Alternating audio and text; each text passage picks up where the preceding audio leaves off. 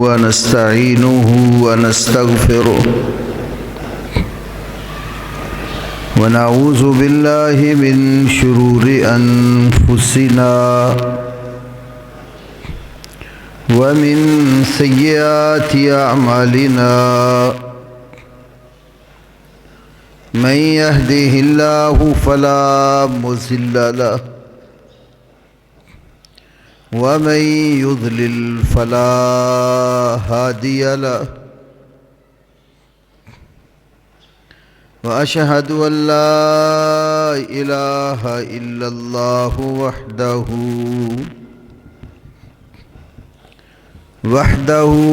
لا شريك له وأشهد أن محمدًا عبده ورسوله أما بعد فأعوذ بالله السميع العليم من الشيطان الرجيم من همزه ونفخه ونفثه بسم الله الرحمن الرحيم وأن المساجد لله فلا تدعوا مع الله أحدا وأنه لما قام عبد الله يدعوه كادوا يكونون عليه لبدا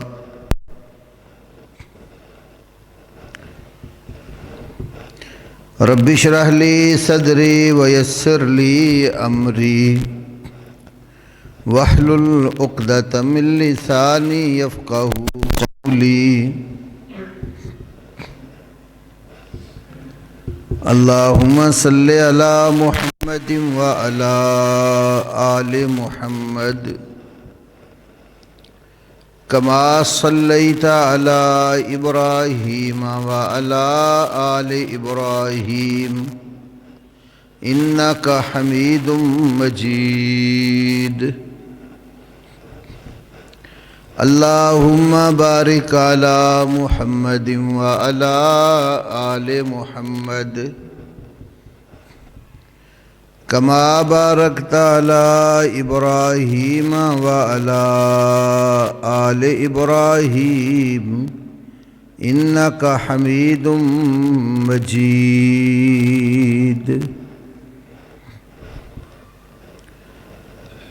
اللہ رب العزت نے قرآن حکیم میں سورۃ الجن کی آیت نمبر 18 اور 19 میں ارشاد فرمایا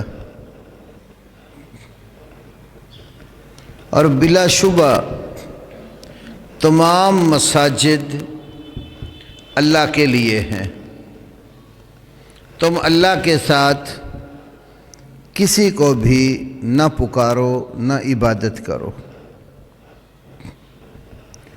اور یقیناً جب اللہ کا بندہ اللہ کو پکارنے کے لیے اور عبادت کے لیے اٹھ کھڑا ہوتا ہے تو یہ لوگ قریب ہے کہ اس کے اوپر جھپٹ پڑے۔ سورہ جن کی اس آیت کریمہ میں اللہ رب العالمین نے مساجد بنانے کا مقصد واضح کیا ہے۔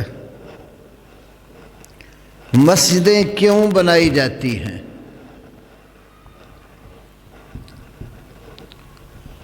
تو یاد رکھنا چاہیے، ایک تو زمین کا وہ قطعہ اور ٹکڑا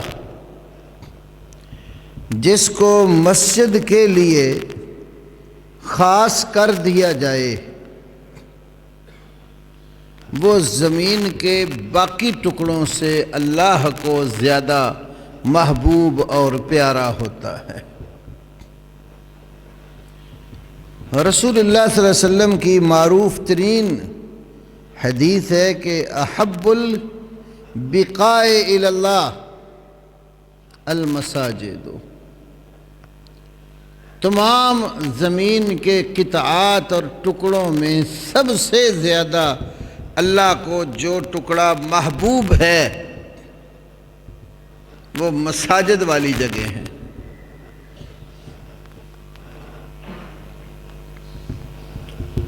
دوسری بات، جو ٹکڑا مسجد کے لیے خاص کر دیا جاتا ہے وہ کسی کی جائیداد اور وراثت نہیں ہوتا، نہ ہی وہ ٹکڑا کسی کو گفٹ اور تحفے میں دے سکتے ہیں، نہ ہی اس قطعے کو بیچ کر کوئی اپنی ضرورت پوری کر سکتا ہے، اس لیے کہ وہ اللہ کے لیے وقف ہو گیا۔ یہاں بھی فرمایا کہ وَأَنَّ الْمَسَاجِدَ لِلَّهِ، یقیناً مسجدیں اللہ ہی کے لیے ہیں، تو مسجد کا قطعہ وہ اللہ کا ہوتا ہے۔ تو وقف شدہ جگہ کے لیے صحیح بخاری میں سیدنا عمر رضی اللہ تعالی عنہ سے مروی ہے کہ لا یباع ولا یوہب ولا یورث،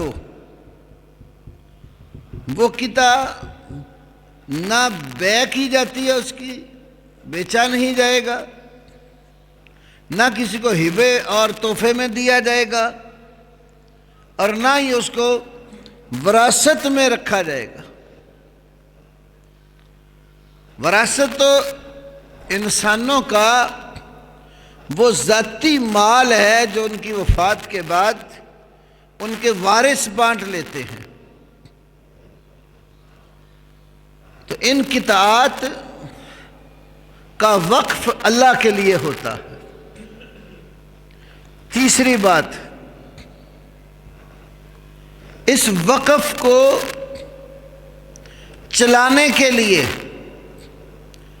متولی مقرر کیا جا سکتا ہے جو اس کے تمام امور کی دیکھ بھال اور نگرانی کرتا ہے۔ حضرت عمر رضی اللہ تعالیٰ عنہ کا جو قول میں نے ابھی بخاری شریف کے حوالے سے ذکر کیا ہے، یہ مسئلہ اس کے سیاق و سباق میں موجود ہے۔ کوئی آدمی اللہ کے لیے وقف کرتا ہے تو وہ جس کام کے لیے وقف کیا جاتا ہے اس کا مقصد اللہ کے لیے پورا کیا جاتا ہے، لیکن وقف کرنے والا اس کی ولایت اور نگرانی جو ہے پاس رکھ سکتا، یا کسی دوسرے مسلمان کو جو اس کے حقوق کی ادائیگی کرے اس وقف شدہ جگہ کا متولی اور نگران بنایا جا سکتا ہے، جو اس کے تمام امور کی دیکھ بھال کرے، اس کی تعمیر، اس کی ترقی، اس کے اندر جو اس کے بنانے کا مقصد ہے اس کو پورا کرنے کی تگ و دو کرے۔ اور جو مسجد کے نگران ہوتے ہیں ان کے لیے متقی اور پرہیزگار ہونا، ایمان والا ہونا، اللہ کی عبادت کرنے والا ہونا ضروری ہے۔ ایسا شخص متولی ہونے کا حقدار نہیں ہے جو مسجد کے امور کی دیکھ بھال نہیں کرتا اور عبادت کے معاملات سے آگاہ نہیں ہے اور خود عبادت گزار نہیں ہے۔ زمین کے اوپر سب سے زیادہ محبوب ترین ٹکڑا اور فضیلت والا قطعہ وہ ہے جس کے اوپر مسجد حرام ہے، بیت اللہ ہے۔ یہ تمام مساجد سے افضل مسجد ہے، جہاں رسول اللہ صلی اللہ علیہ وسلم کے فرمان کے مطابق ایک نماز کا اجر 1,00,000 نمازوں کے برابر عطا کیا جاتا ہے، جس کی بنیادوں کو اٹھایا اور بلند کیا تھا ابراہیم خلیل اللہ اور اسماعیل ذبیح اللہ علیہ السلام، باپ بیٹے نے۔ وَإِذْ يَرْفَعُ إِبْرَاهِيمُ الْقَوَاعِدَ مِنَ الْبَيْتِ، یہ بات بھی یاد کرو کہ جب ابراہیم اور ان کے ساتھ ان کے بیٹے اسماعیل بیت اللہ کی بنیادوں کو بلند کر رہے تھے، نیک لوگوں سے، پیغمبروں سے اللہ تعالیٰ نے اس گھر کی بنیاد رکھوائی اور اس کو تعمیر کروایا۔ تو مسجد کے متولی پرہیزگار ہونے چاہیے۔ مشرکین مکہ نے بھی کعبہ تعمیر کیا تھا، لیکن اللہ نے کعبے کی ولایت ان کے پاس نہیں رہنے دی، اور فرمایا ان اولیاؤہ الا المتقون، ان اولیاؤہ الا المتقون، اس کعبے کے اولیاء متولی صرف متقین اور پرہیزگار لوگ ہیں۔ ہمارے ہاں معاملہ اس کے برعکس ہے، بہت کم مساجد ہیں جن کے جو متولی حضرات ہیں وہ مسجد کی خدمت کا حق ادا کرتے ہیں۔ اکثر مسجد کی کمیٹیوں کے صدر، جنرل سیکرٹری بے نماز، ان کا ظاہری وضاقتہ بھی شرع کے موافق نہیں، اور اندرونی طور پر بھی خلف شاری کا شکار۔ اور اکثر اوقات دیکھا گیا ہے کہ مساجد میں نماز پڑھانے والے علماء اور قراء، ان کے ساتھ کوئی جھگڑا بن جائے، ان کو مسجد سے فارغ کرنا ہو، پھر صدر صاحب تشریف لے آتے ہیں۔ عام حالات میں ان کو مسجد کے امور سے کوئی دلچسپی نہیں ہے، یا پھر مسجد کے غلے کی چابیاں ان کے پاس ہوں گی، جب فنڈ نکالنا ہوا تو صدر صاحب تشریف لے آئیں گے اور نکال کر لے جائیں گے۔ تو عام حالات میں مسجد کے معاملات سے کوئی دلچسپی نہیں ہے۔ تو اللہ نے یہ بھی بتایا کہ مسجد کا جو متولی ہوتا ہے اس کی صفت یہ ہونی چاہیے وہ متقی اور پرہیزگار ہو، وہ عبادت گزار ہو، عبادت کرنے والا ہوگا تو مسجد کے حق کو مد نظر رکھے گا۔ اور بڑے بڑے لوگ اس دنیا میں ایسے موجود ہیں جنہوں نے مسجدیں بنائی اسی غرض سے ہیں کہ ان کو مسجد میں اللہ کی عبادت کرنے کا موقع میسر رہے، اور وہ پوری تگ و دو کرتے عبادت میں بھی اور مسجد کے حقوق کا خیال رکھنے میں بھی۔ چند سال قبل میں سال میں ایک جمعہ بلتستان میں مرکز اسلامی سکردو میں پڑھانے جاتا تھا۔ ایک دفعہ ہم بلتستان سے واپس پلٹے تو میرے ساتھ جو سفر کے دوست تھے کہنے لگے کہ جاتی دفعہ راستے میں ایک بزرگ سے ملاقات کرنی ہے۔ میں نے کہا ٹھیک ہے، رکیں گے۔ اور یہ وادی چلاس ایک بڑا مشہور علاقہ ہے، دور دراز تک کئی علاقے اس میں ایسے آتے ہیں کہ آبادی نام کی شے کوئی نہیں، گرمی بھی بڑی شدت کی ہوتی ہے۔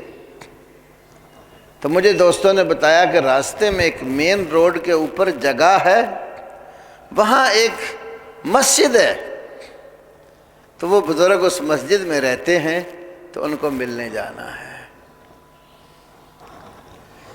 تو خیر ہم نے ان کو بتایا کہ ہم گلگت سے نکل رہے ہیں، تو راستے میں آپ کے پاس رکیں گے۔ تقریباً ہم 12 بجے کے قریب وہاں پہنچے، تو وہاں ہم نے کیا دیکھا کہ ایک بزرگ ہیں بڑی عمر کے، اور درمیانی سی مسجد ہے، اس میں سین میں چارپائی پر بیٹھے ہوئے۔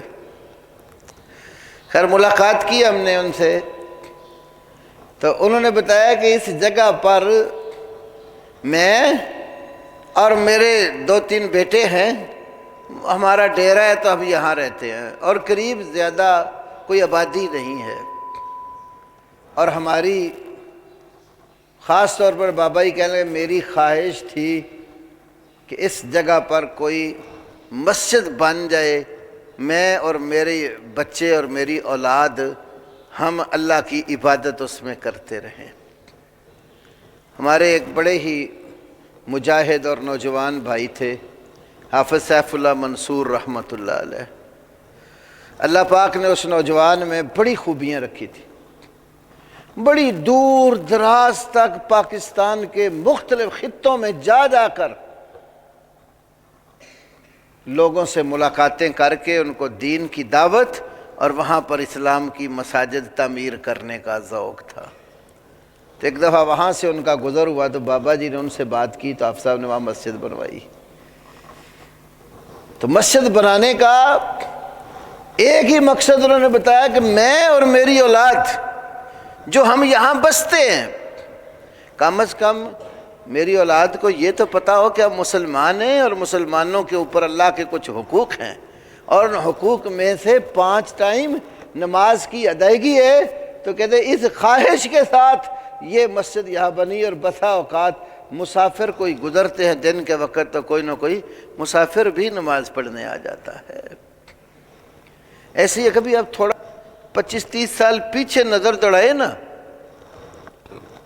یہ نیٹ کی دنیا سے کچھ پیچھے چلے جائیں، جب اتنا زیادہ کوئی کمیونیکیشن کا سسٹم مضبوط نہیں تھا، دیہاتوں میں ہم دیکھتے ہیں کہ جس بندے کی کوئی 2-4 کنال بھی باہر زمین ہے، کھیتی باڑی ہے نا، اس نے اپنی زمین میں تھوڑی سی چھوٹی سی مسجد بنائی ہوتی تھی۔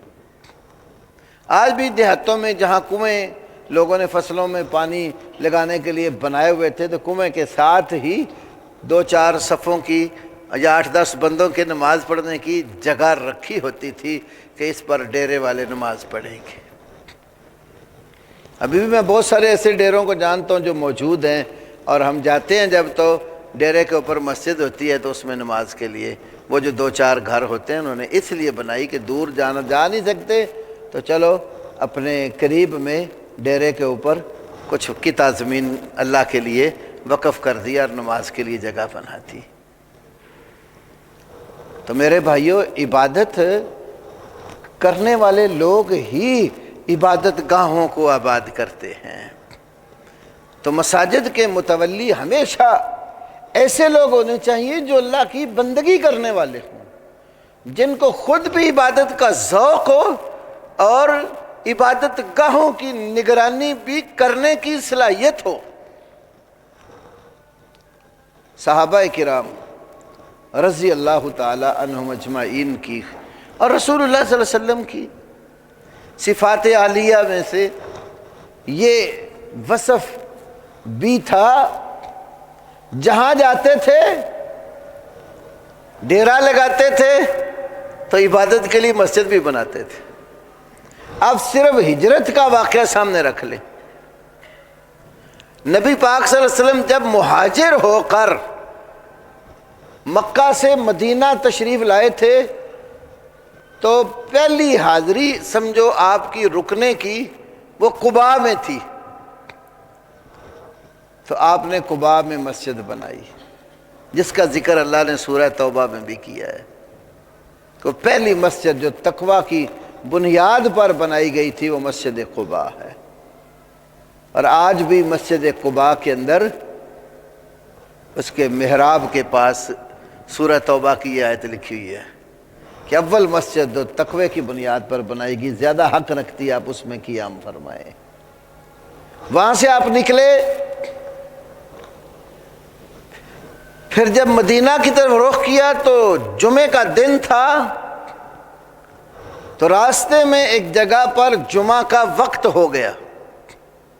یہ چند سیرت نگاروں نے واقعہ لکھا ہے، تو آپ نے وہاں جمعہ پڑھایا۔ آج اس جگہ پر سعودیہ میں مسجد کا نام ہی مسجد جمعہ ہے۔ قباء سے جب مسجد نبوی کی طرف آتے ہیں تو راستے میں ایک نالا پڑتا ہے، تو اس کے قریب ہی بہت بڑی عالی شان سعودیہ والوں نے مسجد بنائی ہے، اس کا نام رکھا ہے مسجد جمعہ۔ تو اس کی ہسٹری میں یہ بات ذکر کی جاتی کہ یہاں رسول اللہ صلی اللہ علیہ وسلم کو نماز جمعہ کا وقت ہوا تھا، آپ یہاں ٹھہرے تھے، عبادت کی تھی، تو وہاں پر انہوں نے مسجد بنا کر نام ہی رکھ دیا مسجد جمعہ۔ پھر آپ صلی اللہ علیہ وسلم وہاں سے پھر آگے جب مدینہ میں آئے، تو مدینہ میں آتے ہی جو پہلے کام کیے ان میں ایک کام مسجد کی تعمیر ہے، اور جس کو آج دنیا مسجد نبوی کے نام سے جانتی ہے۔ یہ جگہ انصار کے بچوں کی تھی، 2 لڑکے تھے، ان کی یہ زمین تھی۔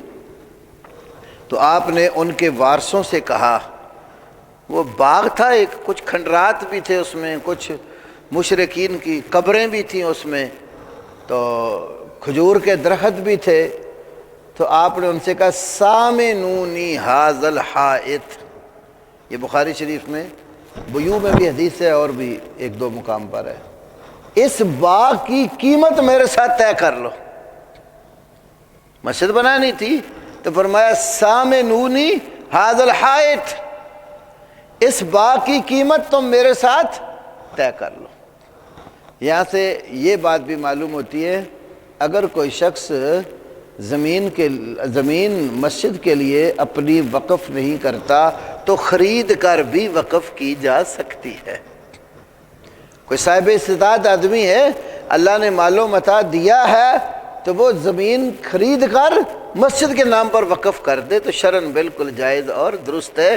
آپ نے خود مسجد نبوی کے لیے کہا کہ اس جگہ کی میرے ساتھ قیمت طے کر لو۔ الحمدللہ ایسے لوگ بھی مسلمانوں میں کثیر تعداد میں موجود ہیں جو زمین خرید کر مسجد کے لیے دے دیتے ہیں۔ یا ہمارے اپنے یہ پڑوس میں اوان ٹاؤن میں ریٹائرڈ ڈی ایس پی ہیں، ہمارے دوست ہیں شفقت باری صاحب، حفظہ اللہ ان کو صحت عافیت دے، تو ان کے ایک پلاٹ تھا 1 کنال کا۔ جب اللہ نے دین کی سمجھ دی تو انہوں نے اس کو مسجد کے لیے وقف کر دیا۔ آج الحمدللہ وہاں بڑی عالی شان مسجد ہے، میرے وہاں شاگرد کام کرتے ہیں۔ تو بہت ساری جگہیں ایسی ہیں لوگ خرید کر اللہ کے لیے وقف کرتے ہیں، اور یہی ذریعہ نجات بن جاتا ہے بندے کا۔ جب تک وہ مسجد قائم رہنی ہے دنیا میں، عبادت کرنے والے عبادت کر کے اپنی اللہ کے ہاں بلندی درجات اور بخشش کا سامان پیدا کریں گے، اور جس بندے نے وہ جگہ اللہ کے لیے دی ان کے ساتھ ساتھ اس کے نامہ عمل میں بھی مسلسل ثواب درج ہوتا رہے گا۔ تو اللہ کے نبی صلی اللہ علیہ وسلم نے فرمایا کہ اس باغ کی قیمت لگاؤ۔ انصار کے لوگوں کو پتہ چلا کہ آپ نے مسجد بنانے کا، اللہ کے نبی آپ کے ساتھ ہم نے کیا قیمت طے کرنی ہے؟ تو آپ نے وہ قطعہ خریدا، پھر اس کو ہموار کیا، اس کے اندر جو کافروں کی قبریں تھیں اکھاڑ دیں، اور جو کھنڈرات تھے ان کو پلین کیا، ہموار کیا، درخت جو تھے وہ بھی اکھاڑ دیے، اور پلاٹ سیدھا کر کے اس میں مسجد نبوی کی بنیاد رکھی۔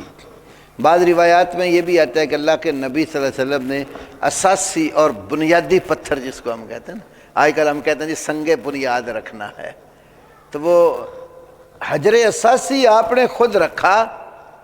پھر آپ کے ساتھ ابوبکر صدیق، عمر، عثمان، علی، دیگر خلفاء بھی ساتھ رکھتے چلے گئے۔ تو صحابہ کے ساتھ مل کر آپ نے وہ مسجد بنائی، اور آج دیکھ لیں الحمدللہ پھر مسلمان اپنے اپنے دور میں اپنی بساط کے مطابق اس کی توسیع کرتے چلے گئے، اور جو آج سعودیہ میں موجودہ خاندان ہے اللہ نے ان سے حرمین کی خدمت کا بہت کام لیا ہے۔ کسی سابقہ دور میں مکہ اور مدینہ، مسجد نبوی اور مسجد حرام کی توسیع کا اور عمدہ اور بہترین کام کسی اور کے نصیب میں ابھی تک نہیں آیا جتنا اللہ نے اس خاندان کے نصیب میں کر دیا۔ بعض لوگ یہ بھی کہتے ہیں کہ ان میں خرابیاں بہت ہیں، تو کئی کہنے والے جواب میں کہہ دیتے ہیں 1000 خرابیاں ہوں گی، انسانوں میں ہوتی ہیں، مسلمانوں میں کوتاہیاں ہوتی ہیں۔ ہو سکتا ہے کہ اتنا بڑا مسجد حرام کا اور مسجد نبوی کی توسیع کا کام، ان کی ان غلطیوں کو معافی کا اللہ کے ہاں سرٹیفکیٹ لے کر جنت کا وارث بنا دے۔ کتنی سہولت ہوتی ہے حاجیوں کو جب جاتے ہیں مسجد نبوی میں بھی اور مسجد حرام میں بھی۔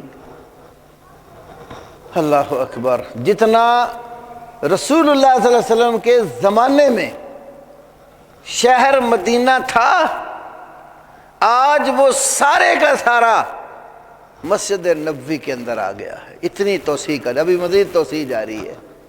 جیسے جیسے حجاج بڑھتے چلے جاتے ہیں، مسلمان مکہ اور مدینہ کا رخ کثرت سے کرنے لگے ہیں، تو ساتھ ساتھ اللہ توسیع کا کام بھی لیے جا رہا ہے۔ اب دیکھو جبل عمر رضی اللہ عنہ، وہ پہاڑ جو عمر کی طرف منسوب ہے، اتنا بڑا پہاڑ تھا، تو شاہ عبداللہ آیا تو اس نے جتنا حرم پہلے بنا ہوا تھا اس سے 1.5 گنا زیادہ توسیع کر دی، وہ سارا ہی ہموار اور پلین کر کے تو نیو حرم جو ہے وہ وہاں بنا دیا، اتنی توسیع کر دی۔ تو یہ اللہ کا کام ہے۔ اللہ رب العالمین اپنے بندوں میں سے جس سے چاہتا ہے وہ کام لے لیتا ہے۔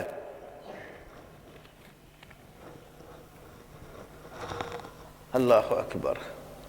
تو اللہ تعالیٰ کے نبی صلی اللہ علیہ وسلم نے بھی مسجد کی خود اساس اور بنیاد رکھی اور مسجد بنائی۔ تو صحابہ میں بھی یہ خوبی تھی۔ امام اوزاعی، عمر بن عبد الرحمن الاوزاعی، شام کے کبار اماموں میں سے ایک بڑے امام تھے۔ جس طرح کوفہ میں امام ابو حنیفہ رحمۃ اللہ علیہ، امام سفیان ثوری رحمہ اللہ بڑے اماموں میں شمار ہوتے ہیں۔ مدینہ میں امام مالک رحمہ اللہ، مکہ میں امام شافعی رحمہ اللہ، بغداد میں امام احمد ابن حنبل رحمہ اللہ، مصر میں امام لیث بن سعد رحمہ اللہ، ایسے ہی شام کے بڑے امام عبد الرحمن بن عمر الاوزاعی رحمہ اللہ تابعین میں سے تھے۔ تو وہ کہا کرتے تھے، امام بہقی نے شعب الایمان میں، امام ابن عبد البر نے موطا کی شرح تمہید میں، اور امام بغوی نے شرح السنہ میں یہ روایت نقل کی۔ کہتے تھے کان خمس کان علیہا اصحاب رسول اللہ صلی اللہ علیہ وسلم، 5 کام ایسے تھے جن پر رسول اللہ صلی اللہ علیہ وسلم کے صحابہ تھے۔ 5 کام ایسے تھے جن پر رسول اللہ کے صحابہ تھے۔ وہ 5 کام کیا ہیں؟ بات سمجھنے والی ہے۔ نمبر 1، لزوم الجماعہ، جماعت، مسلمانوں کا اتحاد، اکٹھ اور اتفاق، اس کو لازم پکڑنے والے۔ نمبر 2، واتباع السنہ، سنت رسول کی پیروی کرنا۔ اور نمبر 3، عمارت المسجد، مسجد کو آباد کرنا۔ نمبر 4، تلاوت القرآن، قرآن کی تلاوت کرنا۔ اور نمبر 5، والجہاد فی سبیل اللہ، اللہ کی راہ میں جہاد کرنا۔ یہ 5 کام ایسے تھے جن پر نبی صلی اللہ علیہ وسلم کے صحابہ تھے۔ جہاں جاتے تھے متفق ہو کر، متحد ہو کر رہتے تھے۔ اور جب تک مسلمان متفق اور متحد رہتے ہیں، اس وقت مسلمانوں کی جمعیت اور مسلمانوں کے اکٹھ اور جماعت کو کوئی نقصان نہیں پہنچا سکتا۔ مسلمان مرتا ہی اس وقت ہے جب یہ آپس میں لڑ پڑتے ہیں، آپس میں پارا پارا ہو جاتے ہیں، اور دشمن سے لڑنے کی بجائے باہمی دست و گریبان ہوتے ہیں، اس وقت مسلمانوں کی قوت ٹوٹتی ہے۔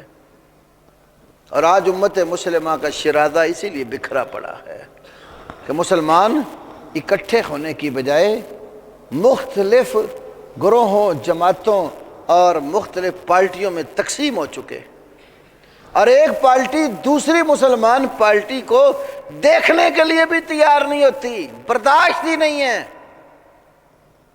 میں اس کی ایک تازہ سی مثال آپ کو دیتا ہوں، یہ بھی 2 دنوں کا واقعہ ہے۔ یہ چنگی امر سدو ہے، اس کے پاس کماہا روڈ جو ہے اس کے اوپر ایک مسجد تھی، جامع مسجد عثمان غنی اہل حدیث، یہ نام تھا اس مسجد کا۔ تو وہ محلے والے جو ہمارے مسلمان بھائی ہیں، کافی سالوں سے مسجد بنی ہوئی ہے لیکن لوگوں کو مسجد میں نماز پڑھنے نہیں دیتے تھے، روکتے تھے۔ صرف وہی گھر جنہوں نے مسجد بنائی بس وہی نماز پڑھتے تھے۔ تو پولیس کے ساتھ مل کر پچھلے دنوں اس مسجد کو شہید کرنے کی کوشش کی گئی۔ پھر اللہ تعالیٰ کی توفیق سے دوسرے بھائی بھی ملے اور جا کر گورنمنٹ سے بھی مذاکرات کیے، اور ساری صورتحال اس کی ویڈیو بن چکی ہوئی تھی، وہ سامنے رکھی تو معاملہ کل طے پا گیا۔ تو سوچنے کی بات ہے، مسلمان کی مسجد کو برداشت نہیں کرتا۔ اس کے اندر خاص طور پر ایسے لوگوں کا ہاتھ ہوتا ہے جو فتنہ پرور ہوتے ہیں۔ اور میں یہ بات کہوں گا کہ وہ لوگ جن کو اللہ نے منبر اور محراب عطا کیا ہے، وہ اگر ایسی گنہونی سازشیں کریں تو ان سے پھر بدتر آدمی بھی کوئی نہیں ہوتا۔ ایک روایت ہے کہ سب سے بہتر گروہ تمہارے لوگوں میں سے علماء کا گروہ ہے، اور اسی کا دوسرا حصہ ہے سب سے بدتر گروہ بھی علماء کا گروہ ہے۔ تو یعنی اہل علم اگر سیدھے راستے پر رہتے ہیں، لوگوں میں اتفاق اور اتحاد رکھتے ہیں، اور انہیں اللہ اور اس کے رسول کے احکامات پہنچاتے ہیں، فتنہ پرور نہیں ہوتے، فتنے دباتے اور ختم کرتے ہیں، تو وہ سب سے بہترین گروہ ہوتا ہے علماء کا۔ اور اگر وہی شر میں لگ جائیں، لوگوں کو لڑانے لگ جائیں، ایک دوسرے کے قریب نہ آنے دیں، شر اور فساد پر مبنی فتوے جاری کریں، تو ان سے بدتر بھی پھر کوئی نہیں ہوتا۔ تو ایسے ہی وہاں ایک شخص تھا جس نے یہ فتنہ بپا کیا ہوا تھا۔ سوچنے کی بات ہے میرے بھائیوں، میں تو درد دل سے یہ بات کہتا ہوں، ایک وہ شخص جس کو اللہ نے اتنا اعزاز دیا کہ وہ منبر جس کی نسبت رسول اللہ کے ساتھ صلی اللہ علیہ وسلم، منبر رسول پر کھڑا ہو اور امت کو اکٹھا نہ ہونے دے، منبر پر کھڑا ہو کر وعظ اور نصیحت کے نام پر ایسے بیان داغے جو امت میں تفریق پیدا کرے، یہ کسی عالم کا کام نہیں ہے۔ وہ عالم کے روپ میں شیطان تو ہو سکتا ہے، عالم نہیں ہوتا۔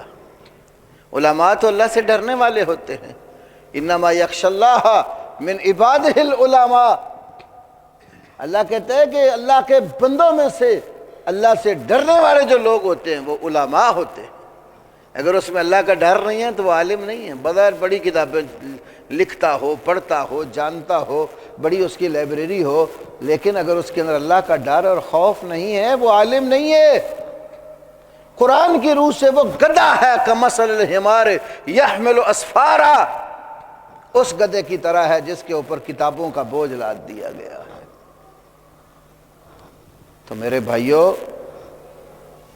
ہمیشہ کوشش یہ کرنی چاہیے کہ امت مسلمہ کو ایک پلیٹ فارم پر، ایک جگہ پر جمع کیا جائے، اور اللہ پاک کی توفیق سے میں ات الوسع یہ کوشش کرتا ہوں کہ ہمارے خطبے میں کوئی نفرت انگیز بات ہی نہ ہو، کوئی ایسا بیان نہ ہو جو امت مسلمہ میں تفریق پیدا کرتا ہو۔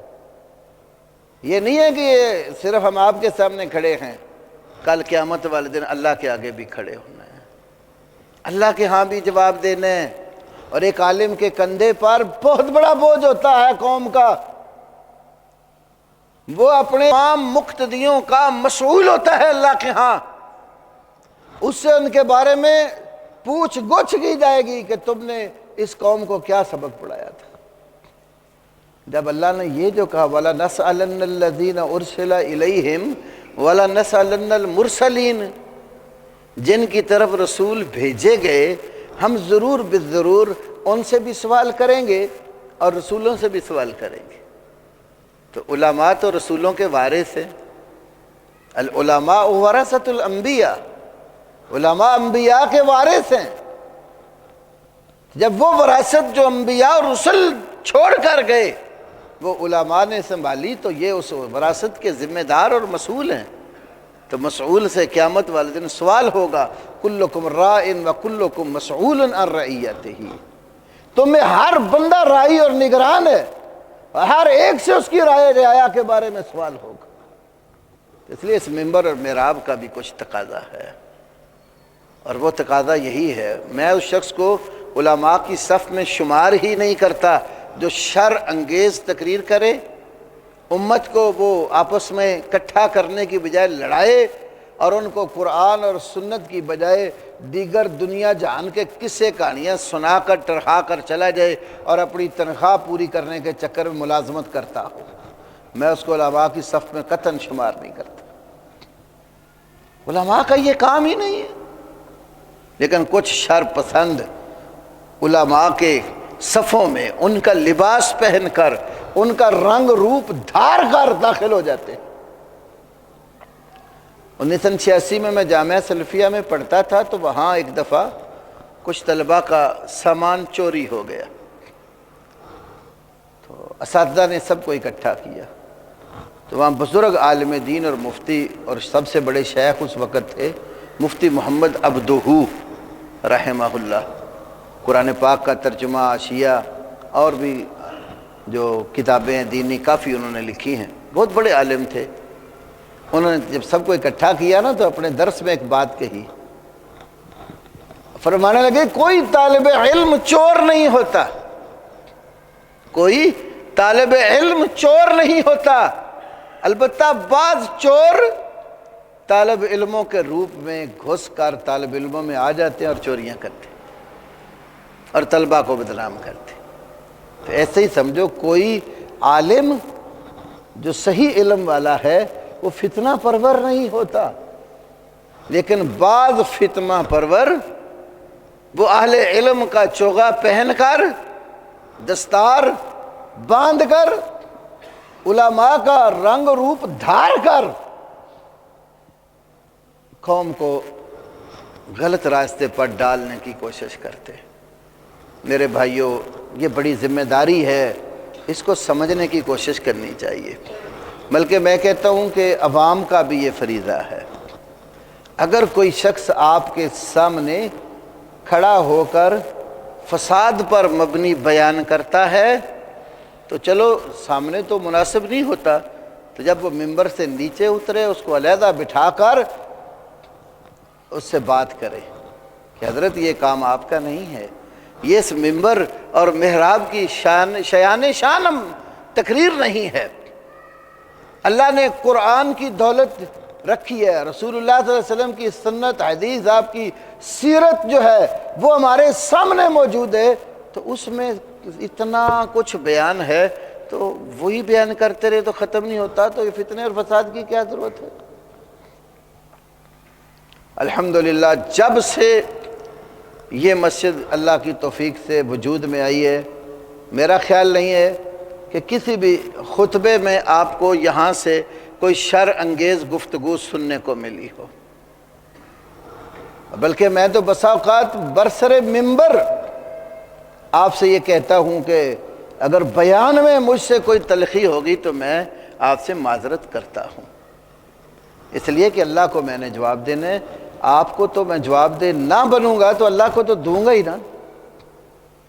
تو میرا حق یہ ہے، اگر مجھے اللہ تعالیٰ نے قرآن اور سنت کی دولت سے نوازا ہے تو وہ سچا اور کھرا بیان اللہ اور اس کے رسول کا وہ آپ کے گوش گزار کروں۔ بلکہ اگر دو مسلمان بھائی آپس میں لڑائی کا ارتکاب کریں تو اصحاب منبر و محراب کا کام ہے کہ ان کے اندر الفت پیدا کرنے کی کوشش کریں، اور اللہ پاک کی توفیق سے ہمارے اسی کردار کا ایک نتیجہ یہ بھی ہے، ہمارے یہاں ایک مسجد ہے قریب میں ہی، وہاں کے نمازی آپس میں الجھتے رہتے تھے، تھانے میں کئی بار کیس گیا، حالانکہ میں وہاں سے کئی بار گزرتا تھا، میں کبھی بھی وہاں نہیں جاتا تھا، نماز کا ٹائم بھی ہو تو ادھر آ گئے یا کہیں اور جانا ہوا تو وہاں نماز پڑھ لی، صرف اس لیے کہ وہاں گروہ بندی بنی ہوئی ہے، پارٹی بازی۔ تو میں کسی ایک گروپ کے ساتھ اگر سلام دعا کر رہا ہوں تو دوسرا یہ نہ سمجھے کہ اس کا اس پارٹی سے تعلق ہے، اور اس کا نتیجہ تھانے میں کیس گیا تو تھانے والوں نے میرا نام لے کر کہا چلو آپ کی پارٹی کے ہی لوگ ہیں تو ہم انہیں کہتے ہیں کہ یہاں سے کوئی اپنا طالب علم اور شاگرد نماز پڑھانے کے لیے، جمعہ پڑھانے کے لیے دیں جب تک آپ کا فیصلہ نہیں ہوتا۔ الحمدللہ میں نے ایک طالب علم کی ڈیوٹی لگائی، وہ نماز پڑھانے جاتے ہیں، چھوٹے بیٹے کو میں نے کہا چل تو جمعہ پڑھا دیا کر، جمعہ پڑھا رہے ہیں، اور ان کو بھی یہ تلقین کیا آپ نے کسی پارٹی کا دست و بازو نہیں بننا، سب نمازیوں سے برابر کا سلوک رکھنا ہے، جو بھی آپ کو ملے سلام دعا سب کے ساتھ، لیکن کسی ایک پارٹی کا ہو کر نہ رہو، کیونکہ علماء کا یہ کام ہی نہیں ہے وہ گروہ بندی کا شکار ہوں، گروہ بندی پیدا کریں یا وہ کسی ایک ایک قوم کے لیڈر سمجھے جائے۔ عالم پوری امت مسلمہ کا نمائندہ ہے، عالم تمام مسلمانوں کا مشترکہ سرمایہ ہوتا ہے۔ اس لیے میں کبھی کبھی کہتا ہوں رسول اللہ صلی اللہ علیہ وسلم کے صحابی عبداللہ ابن عباس رضی اللہ تعالیٰ عنہما کتنے خوش نصیب تھے جن کو رسول پاک صلی اللہ علیہ وسلم نے ایک تو دعا دی تھی نا کہ اللہ عبداللہ بن عباس کو کتاب کا اور دین کا علم اور فہم نصیب فرما۔ اس صحابی رسول کو جب ان کے حالات زندگی ہم رجال اور سیرت اور تاریخ کی کتابوں اور سوانے میں پڑھتے ہیں، پوری امت مسلمہ کے لوگ کیا کہتے ہیں؟ ایک لقب ان کا ہے ترجمان القرآن، دوسرا لقب ان کا حبر الامہ، ترجمان القرآن، یہ اللہ کے کلام کے ترجمان اور مفسر ہیں۔ حبر الامہ، یہ امت مسلمہ کے عالم ہیں، یہ نہیں لقب ملا کہ یہ ایک گروہ یا پارٹی کے عالم ہیں، حبر الامہ پوری امت مسلمہ کے عالم ہیں۔ تو علماء کا کردار پوری امت مسلمہ کا عالم اور سربراہ یا ان کا لیڈر اور قائد ہونے کا کردار ہونا چاہیے۔ اگر علماء بھی دھڑا بندیاں جو ہے نا وہ کریں تو پھر امت کا تو اللہ ہی حافظ ہے نا۔ تو علماء کا کام ہے سب کو جوڑنے کی کوشش کریں، سب کو اکٹھا کریں، ایک اللہ کے حضور عبادت کرنے کے لیے ایک پلیٹ فارم پر سب کو جمع کریں۔ اسی بات کے پیش نظر الحمدللہ ہم اپنے خطبے میں، اپنے اس ادارے میں کبھی بھی ایسی تقریر یا کوئی بھی عالم آتا ہے نا، میں پہلے اس سے گزارش کرتا ہوں یہاں کوئی ایسی تقریر نہیں کرنی جو فتنہ پروری پر مبنی ہو۔ اور بعض جلسوں پہ جاتے، میں خود جاتا ہوں نا تو کئی ملنے والے آتے ہیں وہ جو شر پسند ہوتے ہیں، حضرت آج وہ ہمارے یہاں فلاں مولوی صاحب آئے تھے دوسری مسجد میں، انہوں نے یہ تقریر کی، آپ نے اس کا جو ہے نا خوب نوٹس لینا۔ ہم ادھر سے سنتے ہیں ادھر سے نکال دیتے ہیں۔ اگر ہم بھی وہی ایک دوسرے کو برا بھلائی کہیں گے تو ہمارے میں اور اس میں کیا فرق رہ جائے گا؟ اگر کسی نے آپ کو گالیاں دی ہیں تو آپ گالیوں کا جواب گالی میں نہ دیں، ہاں جو مسئلہ اس نے کیا ہے اس کی جو صحیح شکل ہے، آپ سمجھتے ہیں کہ یہ قرآن اور سنت کی روح سے یہ مسئلہ اس طرح نہیں اس طرح ہے، اس کو احسن انداز سے بیان کریں، یہ آپ کی ذمہ داری ہے۔ لیکن اسی طرح ہی اینٹ کا جواب پتھر سے، اس نے ایک گالی دی اب 10 نکال کے آ جائے، تو یہ کوئی اسلام کا طریقہ نہیں ہے۔ میں ایک بہت بڑے خطیب صاحب کو ملا، نام نہیں لیتا ان کا میں، نہ میری عادت ہے اس طرح، تو وہ کہتے ہیں میں ایک دفعہ شور کوٹ گیا تقریر کرنے۔ اب وہاں کے لوگ جانگلی بولی زیادہ بولتے ہیں، تو کہتے ہیں میں وہاں گیا تو وہ مجھے کہتے ہیں جوریا، نام بھی سیدھا نہیں نہ لیا، تو کہتے ہیں جوریا اندر ٹر جا مسیح چ سپیکر کھلا، اچھی سارے اتنے باہر کھلوتے ہیں، تو ایک بار یا دوسرے فرقے دی ایسی تیسی کر دے، بعض تقریر آگے بھی کرائیاں پھر کرا لیں گے، اسی باہر کھڑے ہیں کوئی تیرے نہیں آندا۔ اس طرح کے لوگ بھی ہیں، اللہ سے ڈر نہیں لگتا، خوف خدا قریب بھی نہیں پھٹکتا۔ یار آپ کو گالیاں دی ہیں تو آپ کے رسول کا یہ طریقہ ہے، انبیاء کا یہ منہج ہے؟ کیا انبیاء کو کافروں نے، مشرکوں نے گالیاں نہیں دیں؟ انہیں جادوگر نہیں کہا، انہیں مجنون اور دیوانہ نہیں کہا، انہیں سحر زدہ نہیں کہا، انہیں حق سے پھرا ہوا قرار نہیں دیا۔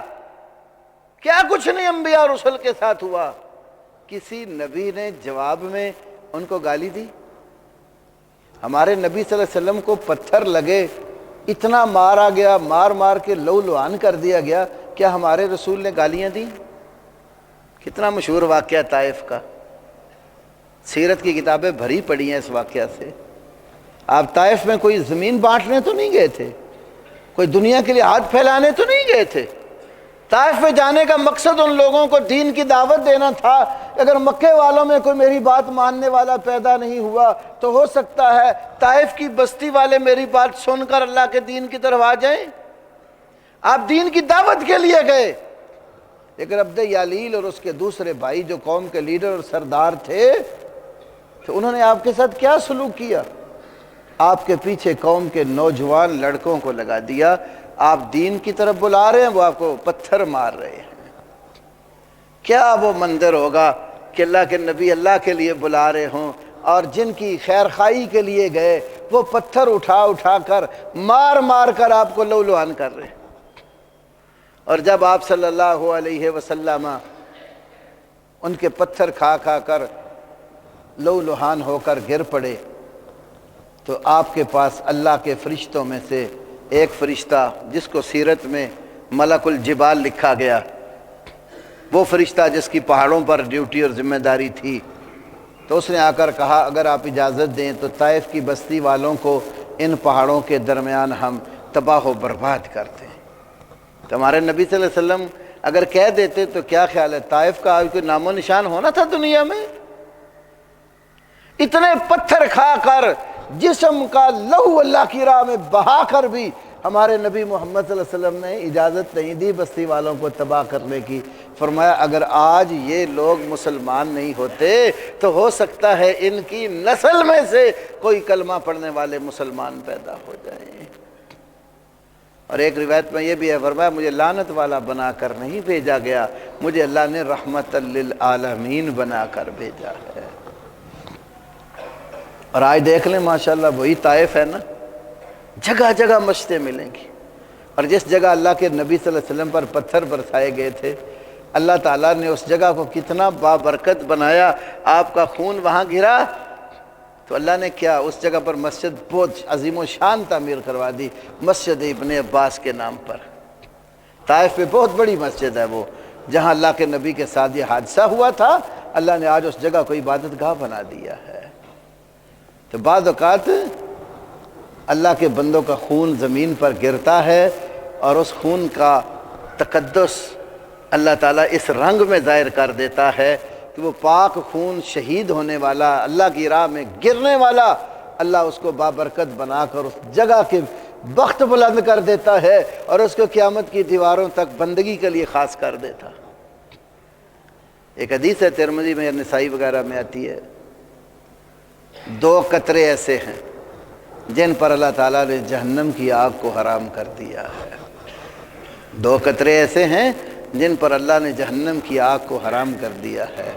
ایک آنسو کا قطرہ ہے جو گناہگار کی آنکھ سے احساس ندامت میں نکلتا ہے، اللہ کے حضور اپنے گناہوں کی معافی مانگ کر بندہ رو پڑتا ہے، تو رو کر اپنے رب سے خائف ہو کر معافی مانگتا ہے، تو وہ آنکھ سے نکلنے والا احساس ندامت میں آنسو کا قطرہ اللہ اس پر بھی جہنم کی آگ حرام کر دیتا ہے۔ اور ایک وہ خون کا قطرہ ہے جو اللہ کے بندے کے جسم سے اس کی راہ میں گرتا ہے، اللہ اس پر بھی جہنم کی آگ حرام کر دیتا ہے۔ تو ہمارے نبی محمد صلی اللہ علیہ وسلم پر بڑی آفتیں آئیں۔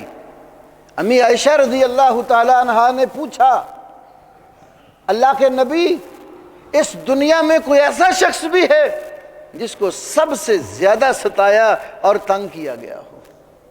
تو آپ نے فرمایا عائشہ میں وہ شخص ہوں جس کو سب سے زیادہ تنگ کیا گیا۔ پھر اس کے بعد سیرت نگار، حدیث کی کتابیں مرتب کرنے والے محدثین طائف کا واقعہ ذکر کرتے ہیں۔